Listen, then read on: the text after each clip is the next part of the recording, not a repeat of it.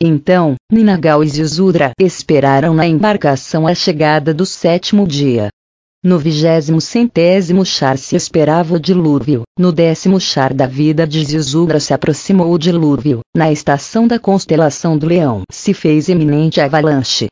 Vem agora o relato do dilúvio que cobriu a terra e de como escaparam os Anunnaki, e como Ziusudra sobreviveu na embarcação. Durante dias antes do dia do dilúvio, a terra esteve retumbando, como se gemesse de dor. Durante noites antes de chegar a calamidade, esteve-se vendo nos céus a Nibiru como uma estrela resplandecente. Depois, fez-se a escuridão durante o dia, e na noite, a lua era como se a tivesse tragado um monstro. A terra começou a tremer, viu-se agitada por uma força de rede desconhecida até então. Com o resplendor do amanhecer, uma nuvem negra se levantou pelo horizonte, a luz da manhã se converteu em escuridão, como se a sombra da morte a velasse. Depois, ouviu-se como um estrondo de trovões, os céus se acenderam com os raios. Partam! Partam! Deu sinal Utu aos Anunnaki. Escondidos nos navios do céu, os Anunnaki se elevaram nas alturas. No Shrubat, a 18 léguas de distância, Ninagal viu as brilhantes erupções. Tranca! Tranca a portinhola! Gritou Ninagal a Ziusudra.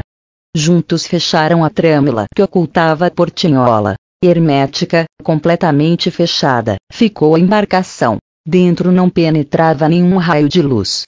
Naquele dia, naquele inesquecível dia, o dilúvio começou com um estrondo. Na terra branca, no fundo da terra, sacudiram-se os alicerces da terra. Logo, com um estrondo igual a 1000 trovões, a capa de gelo se deslizou de seus alicerces, separada pela invisível força da rede de Nibiru, se derramou contra o Mar do Sul.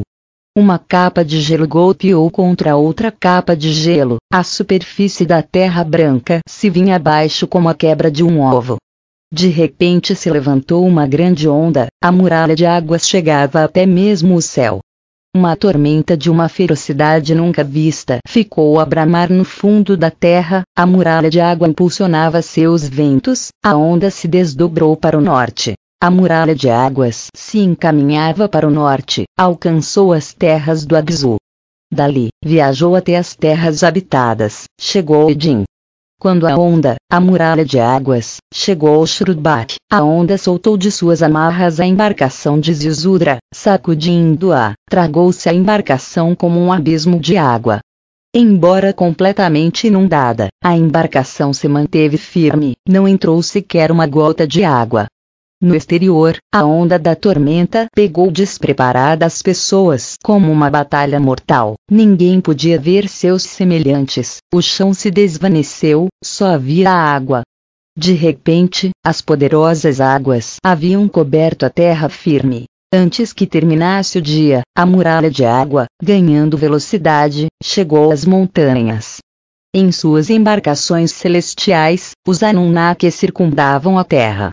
Abarrotando os compartimentos, escondiam-se contra as paredes exteriores, contemplavam angustiados o que estava ocorrendo ali abaixo, na terra. Do navio celestial no qual estava, Ninma ficou a gritar como uma mulher de parto. As águas cobrem a meus criados como libélulas afogadas em um lago, a onda cobriu e levou toda a vida. Assim chorava e gemia Ninma. Inanna, que estava com ela, também chorava e se lamentava. Tudo ali abaixo, tudo o que vivia, converteu-se em barro. Assim choravam Ninma e Inanna. Choraram e aliviaram seus sentimentos. Em outros navios celestiais, os Anunnaki estavam aniquilados ante a visão daquela desenfreada fúria. Naqueles dias presenciaram com temor um poder maior que o seu. Desejaram os frutos da terra, tiveram sede do elixir fermentado. Os dias de antigamente, pai, converteram-se em barro. Assim se diziam uns aos outros. Depois de que a imensa onda varresse a terra, reabriram as comportas do céu, e se desatou um aguaceiro dos céus à terra. Durante 7 dias se mesclaram as águas de acima com as águas do grande abaixo. Depois, a muralha de água, alcançando seus limites, cessou em sua investida, mas as chuvas dos céus continuaram durante 40 dias e noites. De suas posições elevadas, os Anunnaki olhavam para baixo. Onde uma vez houve terra firme, agora havia muito água, e onde uma vez houve montanhas que elevavam seus picos até os céus, seus topos eram agora como ilhas nas águas. E tudo que vivia na terra firme havia perecido na avalanche das águas. Depois, como no princípio, as águas se reuniram em suas conchas, agitando-se acima e abaixo, dia a dia foi baixando o nível da água. Mais tarde, 40 dias depois de que o dilúvio cobrisse a terra, as chuvas também se detiveram. Depois dos 40 dias, Ziusudra abriu a portinhola da embarcação para inspecionar os arredores. Era um dia luminoso, soprava uma suave brisa. Completamente sozinha, sem nenhum outro signo de vida, a embarcação cabeceava sobre um vasto mar. A humanidade, tudo o que vivia, foi varrido da face da terra, ninguém, salvo nós, sobreviveu, mas não há terra firme sobre a que pôr o pé. Assim disse Ziusudra a seus parentes, enquanto se sentava e se lamentava. Então, Ninagal, nomeado por Enki, dirigiu a embarcação para os picos gêmeos da Rata, fez uma vela para ela, para o Monte da Salvação levou a embarcação. Ziusudra estava impaciente. Liberou as aves que havia a bordo para que procurassem terra firme, enviou-as para que comprovassem se havia sobrevivido um pouco de vegetação. Deixou sair uma andorinha, deixou sair um corvo. Ambos voltaram para a embarcação. Deixou sair a uma pomba, e voltou para a embarcação com um ramo de uma árvore. Agora sabia Ziusudra que a terra firme tinha aparecido de debaixo das águas. Uns quantos dias mais e a embarcação se deteve em umas rochas. O dilúvio passou, estamos no Monte da Salvação. Assim lhe disse Ninagal a Ziusudra. Abrindo a portinhola hermética, Ziusudra saiu da embarcação. O céu era claro, o sol brilhava, soprava um suave vento. Apressadamente, chamou a sua esposa e a seus filhos para que saíssem. Elogiemos ao Senhor Enki, a ele demos obrigado. Disse-lhes Ziusudra. Juntou pedras com seus filhos, com elas construiu um altar, depois acendeu fogo sobre o altar, fez um fogo com incenso aromático. Uma ovelha, uma sem mancha, escolheu para o sacrifício, e sobre o altar, ofereceu a ovelha a Enki como um sacrifício. Naquele momento, Enlil transmitiu palavras a Enki desde seu navio celestial. Descendamos em torvelinhos dos navios celestiais sobre o pico da Rata, para revisar a situação, para determinar o que fazer. Enquanto outros seguiam circundando a terra em seus navios celestiais, Enlil e Enki descenderam em torvelinhos sobre o pico da Rata. Os dois irmãos se sorriram ao encontrar-se, com alegria estreitaram os braços. Depois, Enlil ficou desconcertado com o aroma do fogo e da carne assada. O que é isso? Gritou a seu irmão. Sobreviveu alguém ao dilúvio? Vamos ver. Respondeu-lhe Enki docilmente. Em seus torvelinhos foram voando até o outro pico da Rata, viram a embarcação de Ziusudra, aterrissaram junto ao altar que este tinha construído. Quando Enlil viu os sobreviventes, Ninagal entre eles, sua fúria não teve limites. Todo terrestre tinha que perecer. Gritou com fúria. Partiu para cima de Enki irado, estava disposto a matar a seu irmão com as mãos nuas. Ele não é um simples mortal, é meu filho. Gritou Enki apontando Ziusudra. Por um momento, Enlil duvidou. Rompeu seu juramento. Gritou Enki. Falei-lhe com uma parede de juncos, não a Ziusudra. Disse Enki, depois relatou a Enlil a visão-sonho. Então, alertados por Ninagal, também tinham baixado Ninurta e Ninma em seus torvelinhos. Quando escutaram o relato dos acontecimentos, Ninurta e Ninma não encolerizaram-se pelo relato. Deve ser a vontade do Criador de todo o que sobreviva à humanidade. Assim lhe disse Ninurta a seu pai. Ninma tocou seu colar de cristais, presente de ano, e jurou: juro que nunca se repetirá a aniquilação da humanidade. Abrandando-se, Enlil pegou pelas mãos a Ziusudra e a Enzara, sua esposa, e os benzeu assim: frutifiquem e lhes multiplique, e povoem a terra. Assim terminaram os tempos de antigamente. Vem agora o relato de como se restabeleceu a sobrevivência na terra, e de como se encontrou uma nova fonte de ouro, assim como a outros terrestres além dos oceanos. Depois do encontro em Arrata, as águas do dilúvio seguiram retirando-se, e se mostrou pouco a pouco a face da terra desde debaixo das águas. As terras montanhosas saíram ilesas em sua maior parte, mas nos vales ficaram buracos de lodo e lama. Dos navios celestiais e dos torvelinos, os Anunnaki inspecionaram as paisagens. Tudo o que tinha existido nos tempos de antigamente no Edim e no Abzu estava enterrado sob o barro. Eridu, Nibruk, Shrubat, Sipar, todas tinham desaparecido, se haviam desvanecido por completo. Mas nas montanhas dos cedros a grande plataforma de pedra reluzia sob a luz do sol. O lugar de aterrissagem, feito nos tempos de antigamente, seguia em pé.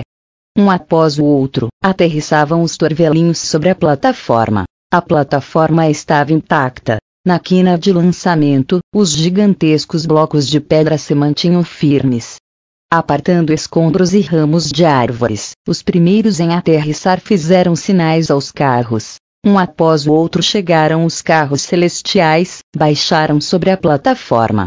Depois se enviaram palavras a Marduk no Lamyanar na lua, e eles também voltaram para a terra, sobre o lugar de aterrissagem pousaram. Então, os Anunnaki e os Igigi que se reuniram junto a Enlil foram convocados em assembleia. Sobrevivemos ao dilúvio, mas a terra está devastada. Assim lhes disse Enlil: temos que avaliar todas as formas de recuperação, seja na terra, seja onde seja.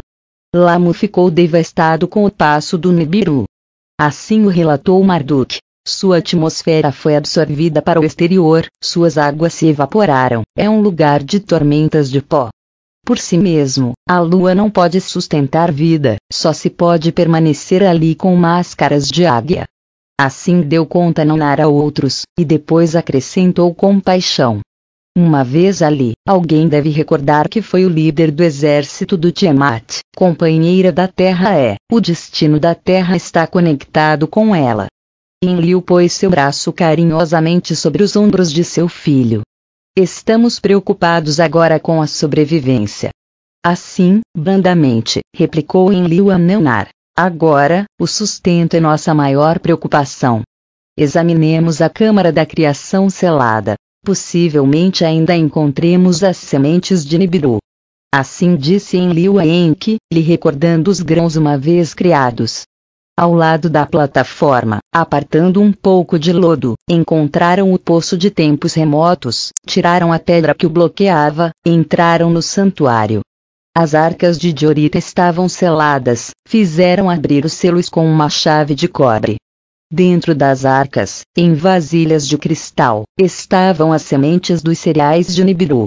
Uma vez fora, Enlil deu as sementes a Ninurta, lhe disse assim: vá ao terraço da ladeira, que os cereais de Nibiru provejam de pão uma vez mais. Nas montanhas dos cedros, também em outras montanhas, Ninurta represou as quebradas, construiu terraços, ensinou-lhe a cultivar ao filho maior da Ziusudra. Ao Ishkur, seu filho mais jovem, Enlil lhe atribuiu outra tarefa. Ali onde se retiraram as águas, vê e encontra as árvores frutíferas que ficaram. Para ele, atribuiu-se ao filho mais jovem de Ziusudra como cultivador das frutas. O primeiro frutífero que encontraram foi a videira, que havia trazido Ninma. De seu suco, como o célebre elixir dos Anunnaki, Ziusudra tomou um sorvo. Por um sorvo, depois outro e outro, Ziusudra foi vencido, ficou dormindo como bêbado. Então, Enki ofereceu um presente aos Anunnaki e aos terrestres. Descobriu o arca que Ninagal tinha levado, anunciou a todos seu surpreendente conteúdo. As essências vitais e os ovos de vida se podem combinar nas matrizes dos animais quadrúpedes da embarcação de Ziusudra. As ovelhas se multiplicarão, por sua lã e sua carne. todos terão ganho vacino, por seu leite e por suas peles. Depois, com outras criaturas vivas povoaremos a terra. Enki deu a Dumuzi tarefas de pastoreio, nestas tarefas lhe ajudava o filho médio de Ziusudra. Depois, Enki pôs sua atenção na massa de terra de tom escuro, onde ele e seus filhos tinham tido seus domínios. Com Ninagal, represou as montanhas na confluência das águas poderosas, canalizou as ferozes cascatas até um lago, para que se acumulassem as águas como um lago. Depois, inspecionou com Marduk as terras entre o Abzu e o Grande Mar, onde uma vez teve moradas, considerou como drenar o vale do rio. Em metade da corrente, onde as águas do rio caíam em cascata, levantou uma ilha das águas. Em suas vísceras escavou cavernas, por cima delas forjou comportas a partir de pedras. Dali, esculpiu 2 canais nas rochas, para as águas elaborou 2 estreitos, assim podia diminuir ou acelerar as águas que vinham das terras altas. Com represas e comportas, e com os 2 estreitos, regulou as águas. Da ilha da caverna, a ilha de Abu, levantou desde debaixo das águas o sinuoso vale do rio. Na terra dos 2 estreitos, em que criou um assentamento para Dumuzi e os pastores. Com satisfação, Enlil enviou palavras de tudo isto a Nibiru. Nibiru respondeu com palavras de preocupação. O próximo trânsito que tinha afetado a terra e ao lamo tinha provocado também muitos danos em Nibiru. O escudo de pó de ouro se rasgou, a atmosfera estava diminuindo de novo, era peremptória a chegada de novos fornecimentos de ouro. Enki foi ao Abzu rapidamente, viajou com seu filho Gibil para inspecionar e procurar. Todas as minas de ouro tinham desaparecido, tinham ficado enterradas com a avalanche de água. No Edim, Baditubira tampouco existia. No Sipar, já não havia um lugar para carros. As centenas de Anunnaki que tinham trabalhado duro nas minas e no Baditubira se foram da terra, a multidão de terrestres que serviam como trabalhadores primitivos se converteram em gradeio com o dilúvio. Já não se pode prover ouro da terra. Anunciaram Enlil e Enki a Nibiru. Na terra e Nibiru houve desespero. Então, terminou Ninurta seus trabalhos nas montanhas dos cedros e uma vez mais se foi à terra montanhosa além dos oceanos. Dali, ao outro lado da terra, enviou palavras assombrosas. A avalanche de águas produziu profundos cortes nas ladeiras, das ladeiras, ouro incontável, em sementes grandes e pequenas, caem rios abaixo, pode-se recolher ouro sem ter que extraí-lo. Enlil e Enki foram apressadamente à distante terra montanhosa, com surpresa viram o descobrimento. Ouro, ouro puro havia por toda parte, sem necessidade de refinação nem de fundição. É um milagre. Assim lhe disse Enki a Enlil. O que forjou Nibiru, Nibiru emendou. A mão invisível do Criador de tudo é permitir a vida em Nibiru. Assim disse Enlil. Agora, quem recolherá as sementes, como as enviarão a Nibiru? Perguntaram-se entre si os líderes. Para a primeira pergunta, Ninurta tinha uma resposta. Nas altas terras montanhosas, neste lado da terra, sobreviveram alguns terrestres. São descendentes de Caim, sabem como manipular os metais. 4 irmãos e 4 irmãs são seus líderes, salvaram-se por si mesmos em balsas, agora o topo de sua montanha é uma ilha em metade de um grande lago. Recordam-me como protetor de seus antepassados, chamam-me o grande protetor. Ao saber que tinham sobrevivido outros terrestres, os líderes se esperançaram, nem sequer se enfureceu Enlil, que tinha planejado o fim de toda a carne. É a vontade do Criador de tudo. Se disseram uns aos outros. Estabeleçamos agora um novo lugar dos carros celestiais, enviemos dali ouro a Nibiru. Procuraram uma nova planície que estivesse seca e endurecida, nas proximidades do lugar de aterrissagem, em uma península desolada, encontraram essa planície. Era lisa como um lago em calma, rodeada de montanhas brancas. Vem agora o relato do novo lugar dos carros celestiais, e dos montes gêmeos artificiais e de como Marduk usurpou a imagem do leão. Na península escolhida pelos Anunnaki, refletiram-se os celestiais caminhos de Anu e de Enlil na Terra. Localize-se-me com exatidão nesses limites o novo lugar dos carros, que o coração da planície reflita os céus. Assim sugeriu Enlil a Enki. Quando Enki esteve de acordo com isto, Enlil tomou medidas de distâncias dos céus. Fez um grande desenho sobre uma tabuleta para que todos o vissem. Que o lugar de aterrissagem nas montanhas dos cedros forme parte das instalações. Disse. Mediu a distância entre o lugar de aterrissagem e o lugar dos carros. Em sua metade, concebeu um lugar para um novo centro de controle de missões. Ali escolheu um monte adequado, chamou o monte de mostrar o caminho. Ali ordenou construir uma plataforma de pedras, parecidas mas menores que as do lugar de aterrissagem. Em seu centro, esculpiu-se uma rocha por dentro e por fora, fez-se para albergar um novo enlace céu-terra. Um novo umbigo da terra, para fazer o papel de Nibiru antes do dilúvio. O atalho de aterrissagem se ancorou no norte, nos picos gêmeos de Arrata. Para demarcar o corredor de aterrissagem, Enlil necessitava outras 2 séries de picos gêmeos, para delimitar os limites do corredor de aterrissagem, para assegurar a ascensão e a descida.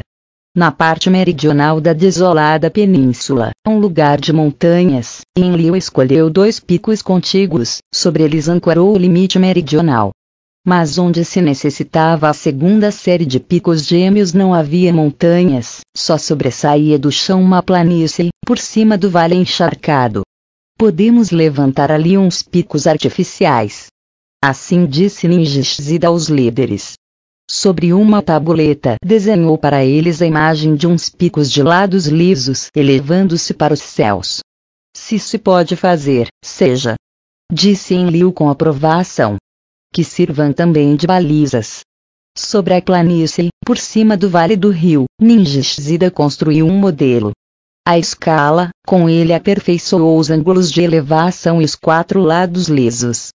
Junto a ele, situou um pico maior, estabeleceu seus lados às 4 esquinas da terra. Os Anunnaki cortaram e levantaram as pedras com suas ferramentas de poder. Junto a ele, em uma localização precisa, colocou-se o pico que era seu gêmeo. Desenhou-se com galerias e câmaras para cristais pulsantes. Quando este pico artificial se elevou para os céus, convidou-se aos líderes para que pusessem o arremate sobre ele, de Eletron, uma mescla que elaborasse Gibil, fez-se a pedra ápice.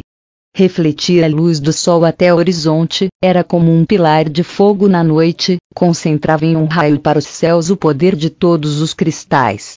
Quando as obras desenhadas por Ninjishzida terminaram e estiveram listas, os líderes Anunnaki entraram no grande pico gêmeo, maravilharam-se com o que viram. Ekur, casa que como uma montanha e, chamaram-no, era uma baliza para os céus. Proclamava que os Anunnaki tinham sobrevivido ao dilúvio e venceriam sempre. Agora, o novo lugar dos carros celestiais pode receber ouro de além dos mares. Dali, os carros levarão o ouro da sobrevivência a Nibiru. Dali para o oeste, onde o sol se eleva no dia designado, ascenderão, até ali ao sudoeste, onde o sol fica no dia designado, descenderão. Então, Enlil ativou com sua própria mão os cristais de Nibiru. Dentro, luzes horripilantes começaram a piscar, um zumbido mágico rompeu o silêncio. Fora, o arremate ficou a brilhar de repente, era mais brilhante que o sol. A multidão dos Anunnaki reunidos elevou um grande grito de alvoroço. Ninma, que tinha vindo para a ocasião, recitou um poema e cantou. Casa que é como uma montanha, casa com um pico bicudo, está equipada para céu-terra, é a obra dos Anunnaki. Casa brilhante e escura, casa do céu e a terra, para os navios celestiais se ensamblou, a construíram os Anunnaki. Casa cujo interior resplandece com uma avermelhada luz do céu, emite um raio que pulsa que chega longe e alto. Nobre montanha de montanhas, criada grande e nobre, está além da compreensão dos terrestres. Casa de equipamento, nobre casa de eternidade, as pedras de seus alicerces tocam as águas, sua grande circunferência se fixa na argila.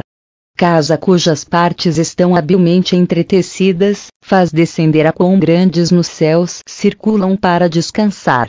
Casa que é um ponto de referência para as naves espaciais, o Ekura está bento pelo mesmo ano. Assim recitou e cantou Ninma na celebração. Enquanto os Anunnaki celebravam sua notável obra, Enki disse a Enlil palavras de sugestão. Quando em dias futuros se pergunte, quando e quem fez esta maravilha? Acreditam junto aos picos gêmeos um monumento, que anuncia a Era do Leão, a imagem de Ningishzida, o desenhista dos picos, seja sua cara, que olhe exatamente para o lugar dos carros celestiais. Quando, quem o propósito revele-se às gerações futuras. Esta foi a sugestão de Enki a Enlil.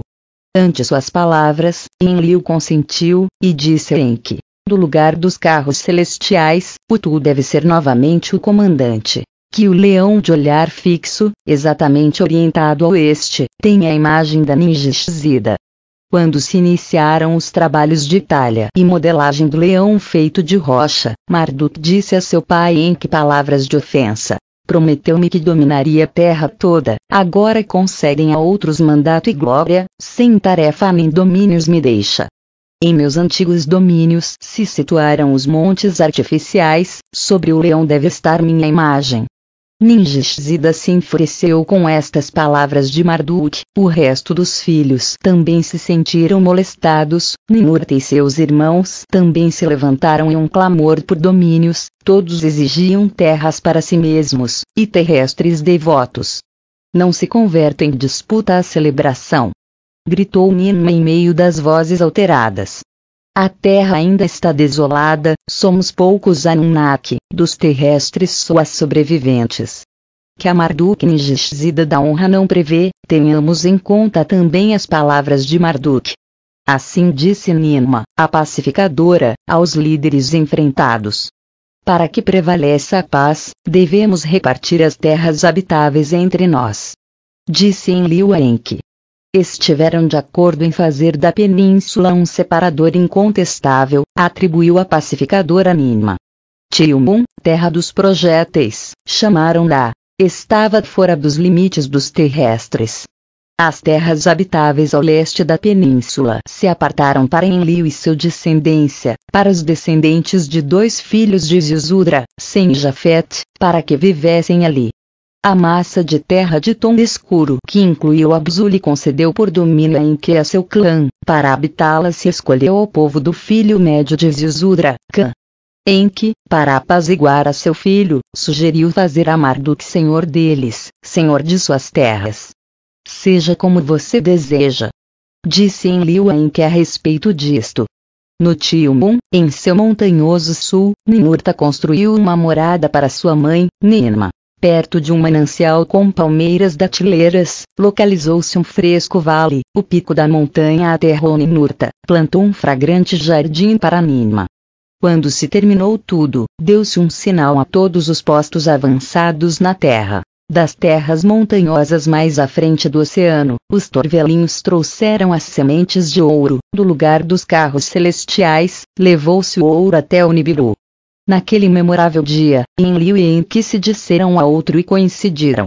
Honremos a Ninma, a pacificadora, com um novo nome epíteto. Seja seu nome Ninharsag, senhora do topo da montanha. Por aclamação deu esta honra a Ninma, a partir de então lhe chamou Ninharsag. Elogiem a Ninharsag, a pacificadora na terra. Proclamaram em uníssono os Anunnaki. Sinopse da 11ª tabuleta Terra do Espaçoporto, Tumun, declara-se zona neutra. Concede a Ninma, que recebe o nome do Ninharsag. Marduk consegue as terras escuras, os Enlilitas conseguem as terras de antigamente. Os netos de Marduk brigam, Satu assassina Assar. Fecundando-se a si mesmo, Asti, a esposa de Assar, engendra Oron. Oron vence ao Satu em batalhas aéreas sobre o Tilmun. Os Enlilitas estimam prudente preparar outro espaçoporto. Dumuzi, o filho de Enki, e Nana, a neta de Enlil, apaixonam-se. Por temer as consequências, Marduk provoca a morte de Dumuzi. Procurando seu corpo, Inanna morre, posteriormente ressuscita. Inanna lança uma guerra para capturar e castigar a Marduk. Os Enlilitas entram em seu esconderijo no grande monte. Os Enlilitas selam a câmara superior para sepultar viva Marduk. Sarpanit, a esposa de Marduk, e Nabu, seu filho, rogam por sua vida. Ninjishzida, conhecedor de segredos do monte, chega até Marduk. Marduk, depois de lhe ser perdoada a vida, vai ao exílio. Enki e Enlil dividem a terra entre o resto de seus filhos. O triunfo de Ninurta e as grandes pirâmides. A 11ª tabuleta elogia Ninharsar, a pacificadora na terra. Proclamaram em uníssono os Anunnaki. Durante o primeiro char depois do dilúvio, Ninharsagas engenhou para moderar os humores. Nibiru, a que terei que reabastecer de ouro, estava por cima de ambições e rivalidades. Lentamente, a terra voltou a alagar-se de vida, com as sementes de vida que preservou Enki, o que tinha sobrevivido por si só se acrescentou na terra, no ar e nas águas. Mas o mais precioso de tudo, descobriram os Anunnaki, foram os próprios remanescentes da humanidade. Como nos dias passados, quando foram criados os trabalhadores primitivos, os Anunnaki, poucos e esgotados, clamaram de novo por trabalhadores civilizados. Para quando terminou o primeiro char depois do dilúvio, a pacífica trégua se fez em pedaços por causa de um acontecimento inesperado. A erupção foi agora entre os clãs de Marduk e Ninurta, não entre os de Enki e Enlil. Entre os próprios filhos de Marduk, ajudados pelos Igigi, rompeu-se a tranquilidade.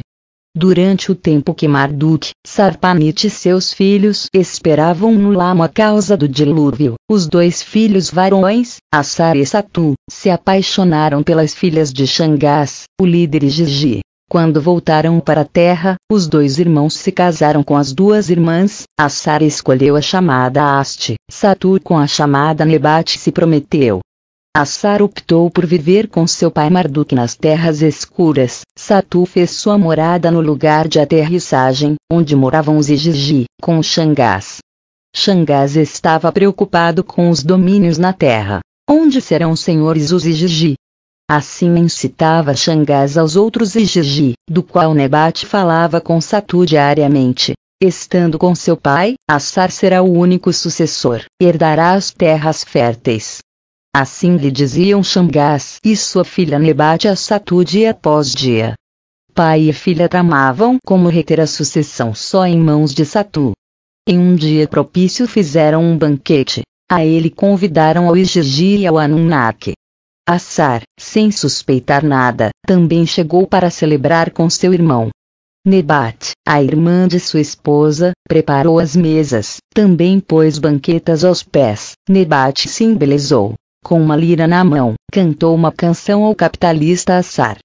Satu, diante dele, elegia fatias de carne assada, com uma faca lhe servia ceboncilos. Shangas, em uma grande monopolização, oferecia a Assar vinho novo, uma mescla feita por ele, em uma grande vasilha, suficientemente grande para tomá-la em consideração, polivinho elixirado. Assar estava de bom humor. Ficou de pé e cantou alegremente, acompanhando-se com címbalos na mão. Mais tarde, viu-se vencido pelo vinho misturado, caiu ao chão. Vamos levá-lo para que durma profundamente, disseram os anfitriões aos demais no banquete. Levaram Assar a outra câmara, puseram-no em um ataúde, fecharam o ataúde com fortes presilhas, ao mar o arrojaram. Quando chegou a Asti a notícia do acontecido, elevou lamentos a Marduk, o pai de seu marido. Assar foi brutalmente arrojado às profundidades do mar para que morresse, terá que encontrar o ataúde com rapidez. Revistaram o mar em busca do ataúde de Assar, encontraram-no à beira da terra escura. Em seu interior jazia o rígido corpo de Assar, o fôlego de vida havia partido das aletas de seu nariz. Marduk rasgou suas roupagens, ficou cinza na frente. Meu filho! Meu filho! Gritava e soluçava Sarpanit, grande era seu pesar e seu duelo. Enki estava abatido e chorava. Repetiu-se a maldição de Caim. Disse a seu filho em sua angústia. Asti elevou um lamento às alturas, fez petição a Marduk de um herdeiro para vingar-se. Satu deve encontrar a morte. Me deixe conceber um sucessor de sua própria semente, que seu nome se recorde por seu nome, e a linhagem sobreviva. Isso, pai, não se pode fazer. Disse Enki a Marduk a haste. O irmão que assassinou, o irmão do irmão deve ser custódio, por isso lhe deve perdoar a vida a Satu, de sua semente deve conceber um herdeiro para Sar. Haste ficou desconcertada por estes giros do destino. Muito turvada, tomou a determinação de desafiar as normas.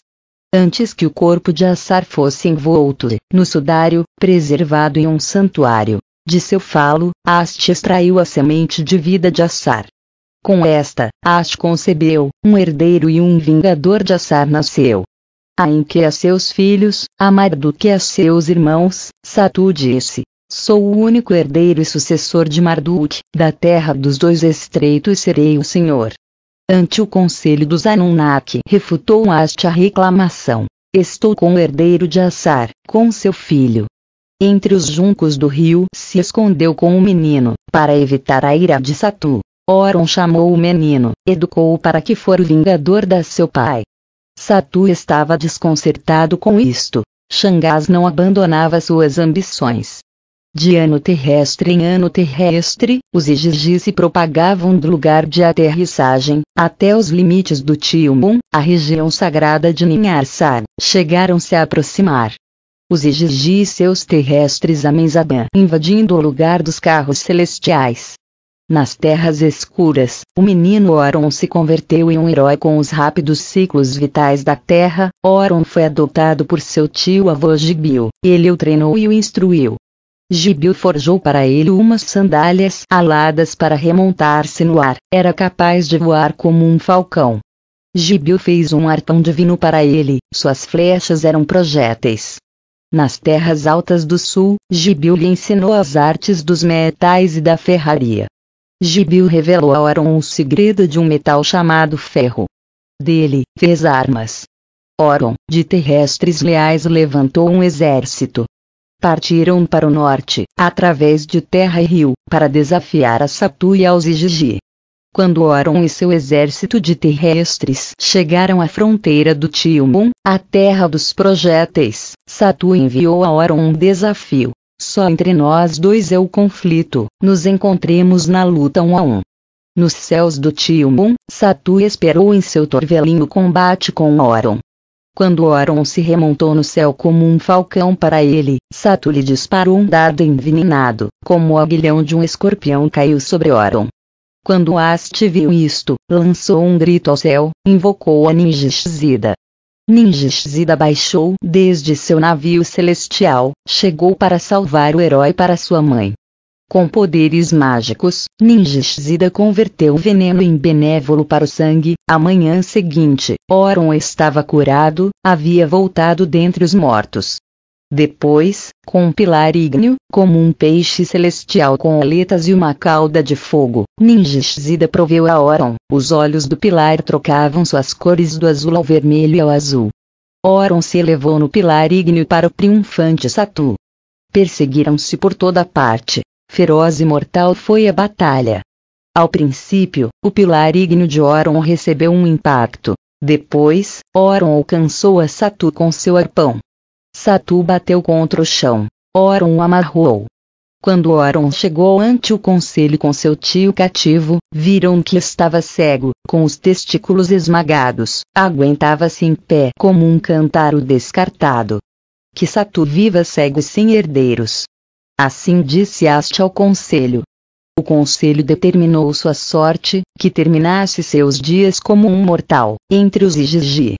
Declarou-se Oron triunfador, para herdar o trono de seu pai. Sobre uma tabuleta de metal se inscreveu a decisão do conselho, no salão de registros a puseram. Em sua morada, Marduk estava feliz com a decisão, mas estava com pena pelo que tinha acontecido. Embora Oron, um filho de Assar, seu filho era, do Shangas Igigi era descendente, um domínio, como os atribuídos aos Anunnaki, não lhe tinha dado a ele. Depois de perder a seus dois filhos, Marduk e Sarpanit procuravam distração um e outro. Com o tempo, outro filho lhes nasceria. Chamaram-lhe Nabu, o possuidor da profecia.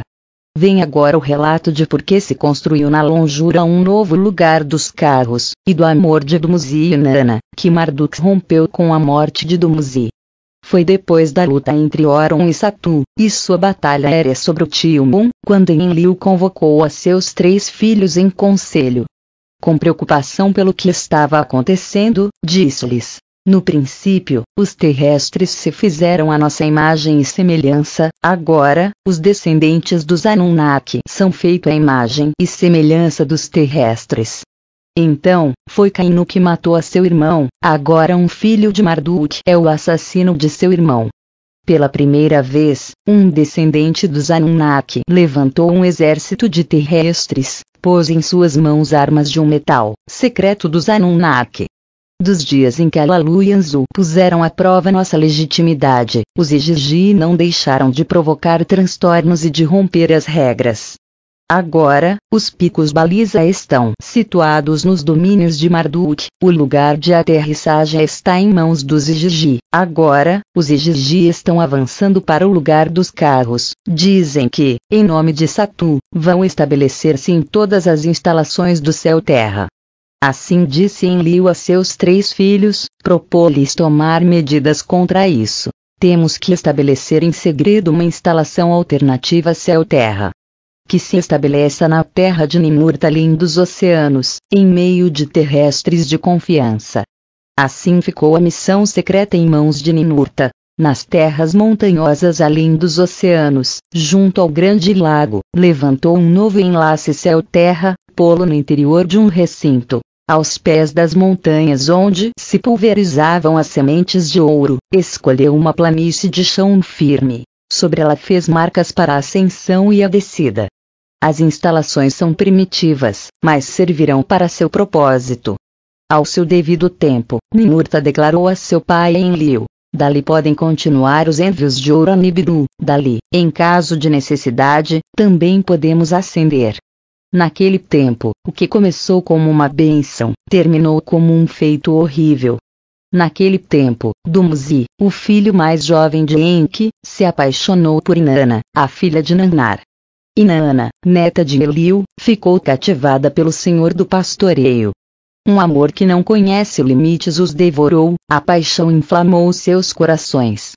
Muitas das canções de amor que, a partir de então, cantaram-se durante muito tempo Inanna e Dumuzi foram os primeiros a cantar, narraram seu amor através das canções.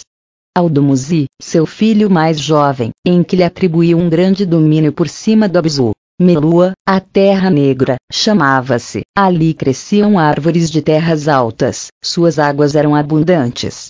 Grandes touros vagavam entre os trechos de seu rio, muito numeroso era seu ganho, chegava a prata de suas montanhas, seu cobre brilhava como ouro. Dumuzi era muito amado. Depois da morte de Assar, era o favorito de Enki. Mas Marduk estava ciumento de seu irmão mais jovem. Inanna era muito amada por seus pais, Nannar e Ningal, e Enlil se sentava junto a seu berço. Era formosa, além de toda discrição, competia em artes marciais com os heróis Anunnaki. De viagens nos céus e de navios celestiais tinha aprendido com seu irmão Tu. Os Anunnaki lhe deram de presente uma nave celeste, para que perambulasse pelos céus da terra. Depois do dilúvio, na plataforma de aterrissagem, Dumuzi e Inanna puseram os olhos um em outro. A dedicação dos montes artificiais foi para eles um quente encontro. No princípio estavam indecisos, ele do clã de Enki, ela da linhagem de Enlil. Quando Ninharsag trouxe a paz entre os clãs em disputa, Inanna e Dumuzi as engenharam para estarem juntos longe dos outros, se dedicaram a amar-se. Enquanto passeavam juntos, diziam-se palavras doces de amor um ao outro. Jaziam ao lado do outro, o coração de um conversava com o coração do outro. Dumuzi rodeou com seu braço a cintura dela, desejava tomá-la como um touro selvagem. Deixa que te ensine. Deixa que te ensine. Dizia Dumuzi a Inanna. Brandamente, ela o beijou, e logo lhe falou de sua mãe. Que mentira poderia lhe contar a minha mãe? O que contará você a Ningal? Vamos falar com minha mãe de nosso amor.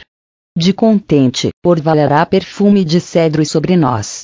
Os amantes foram ao lugar onde vivia Ningal, a mãe de Nana. Ningal lhes deu sua bênção. A mãe de Nana aprovou a Dumuzi. Senhor Dumuzi, é digno como genro de Nanar. Disse-lhe. O mesmo Nanar deu a boa-vinda a Dumuzi como noivo. O irmão de Nana, disse assim seja.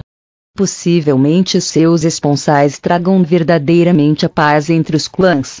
Disse Enlil a todos. Quando Dumuzi lhe falou com seu pai e a seus irmãos de seu amor e de seu compromisso, em que também pensou na paz através dos esponsais, deu sua bênção a Dumuzi.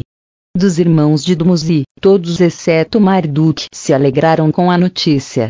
Gibil forjou um leito de esponsais de ouro, Nergal enviou pedras lápis azuladas. Doces tâmaras, a fruta favorita de Inanna, puseram em um montão junto ao leito. Sob a fruta esconderam as contas de lápis para que Inanna as descobrisse. Como era costume, enviou-se uma irmã de Dumuzi para que perfumasse e vestisse a Inanna. Gestinana, a que há de ser curada, era seu nome. Revelou-lhe Inanna o que havia em seu coração, de seu futuro com Dumuzi lhe disse. Tenho a visão de uma grande nação. Dumuzi se elevará como um grande Anunnaki. Seu nome será exaltado sobre outros, eu serei sua esposa reinante. Compartilharemos um status principesco, juntos submeteremos aos países rebeldes, eu darei status ao Dumuzi, dirigirei o país retamente. Gestinana deu conta a seu irmão Marduk das visões de governo e glória de Inanna. Marduk se inquietou enormemente com as ambições de Inanna. A Gestinana contou um plano secreto. Gestinana foi até seu irmão Dumuzi, a morada do pastor. Encantada, vista e perfumada, disse-lhe assim a seu irmão Dumuzi. Antes que sua jovem esposa durma entre seus braços, deve ter um herdeiro legítimo, nascido de uma irmã. O filho de Inanna não terá direito à sucessão, não crescerá sobre os joelhos de sua mãe. Ela pôs a mão dele em sua mão, apertou o seu corpo contra o seu. Irmão meu, eu jazerei contigo. Noivo, contigo teremos um par de Enki. Assim sussurrou Gestinana a Dumuzi, para que surgisse algo nobre de seu ventre. Em seu ventre derramou Dumuzi o sêmen, e logo dormiu com as carícias dela. Durante a noite, Dumuzi teve um sonho, visualizou uma premonição de morte. No sonho, viu 7 bandidos malvados que entravam em sua morada. O Senhor enviou-a por ti, filho de Dutur. Diziam-lhe. Afugentavam as suas ovelhas, levavam-se a seus cordeiros e seus cabritos, tiravam-lhe seu meio doido de senhorio, arrancavam-lhe de seu corpo a túnica real, tiravam-lhe e lhe rompiam o bastão de pastoreio, jogavam no chão sua taça. Nu e descalço levavam preso, punham-lhe grilhões nas mãos, o deixavam moribundo em nome do falcão e o pássaro principesco. Inquieto e assustado despertou Dumuzi em metade da noite, contou-lhe seu sonho a Gestinana. O sonho não é favorável. Disse-lhe Gestinana ao turbado Dumuzi. Marduk te acusará de me haver violado, enviará emissários malvados para que lhe prendam. Ordenará que te julgue e te desonre, para desunir a relação com uma Enlilita. Dumuzi gritou como uma besta ferida. Traição! Traição! Gritou. Autu, o irmão de Inanna, me ajude. Enviou palavra. Pronunciou o nome de seu pai Enki como um talismã. Dumuzi escapou através do deserto do Emush, o deserto das serpentes, correu para ocultar-se dos malfeitores até o lugar das cataratas, onde as abundantes águas fazem lisa e escorregadias rochas. Dumuzi escorregou e caiu. A avalanche de água destroçou entre a branca espuma seu corpo sem vida. Vem agora o relato da descida de Inanna até o mundo subterrâneo, sob o Abzu, e a grande guerra Anunnaki, e como Marduk foi encerrado vivo no Ekur. Quando Ningal recuperou o corpo sem vida de Dumuzi das águas do grande lago, levou-se o corpo até a morada de Nergal Ereshkigal no mundo subterrâneo, sob o Abzu. Sobre uma laje de pedra ficou o cadáver de Dumuzi, um filho de Enki. Quando se enviou a Enki palavra do que tinha acontecido, Enki rasgou a roupa, jogou cinzas na frente. Meu filho! Meu filho! Lamentou-se pelo Dumuzi. Qual pecado hei cometido para ser assim castigado? Perguntou em voz alta. Quando vim do Nibiru à terra, aquele cujo lar é águas, era meu nome, com água obtinham sua força de propulsão os carros celestiais, nas águas me mergulhei. Depois, uma avalanche de água varreu a terra, nas águas se afogou meu neto Assar, pelas águas está morto agora meu amado Dumuzi. Tudo o que tenho feito, filo com propósitos justos. Por que sou castigado? Porque se tornou contra mim o fado. Assim chorava e se lamentava Enki. Quando através de Gestinana se descortinou a veracidade do acontecido, a angústia de Enki se fez ainda maior. Agora, Marduk, meu primogênito, também sofrerá por sua própria ação. Inanna se preocupou e, logo, chorou pelo desaparecimento e a morte do Dumuzi. Depois, foi velozmente até o mundo subterrâneo, sob o Abzu, para enterrar o corpo de Dumuzi. Quando Ereshkigal, sua irmã, soube da chegada de Inanna às portas do recinto, Ereshkigal suspeitou de um retorcido plano por parte de Inanna.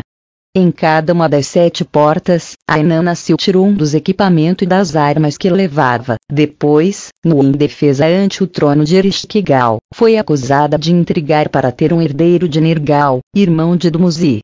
Tremendo de fúria, Ereshkigal não quis escutar as explicações de sua irmã. Solte contra ela as 60 enfermidades. Ordenou-lhe furiosa a seu vizir, Namtar.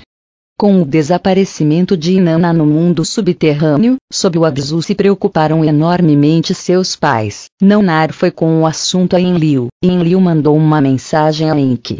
Enki soube o que tinha acontecido por Nergal, seu filho, marido de Ereshkigal. Com a argila do Abzu Enki forjou 2 emissários, seres sem sangue, imunes aos raios da morte, enviou-os ao mundo subterrâneo sob o Abzu para trazer de volta a Inanna, viva ou morta. Quando chegaram ante a Ereshkigal, Ereshkigal ficou confundida com seu aspecto. São Anunnaki? São terrestres? Perguntou-lhes desconcertada. Namtar dirigiu contra eles as armas mágicas de poder, mas saíram ilesos os 2. Tomaram o corpo sem vida de Inanna, estava dependurado de uma estaca. Os emissários de argila dirigiram sobre o cadáver um pulsador e um emissor, depois orvalharam sobre ela a água da vida, puseram em sua boca a planta da vida.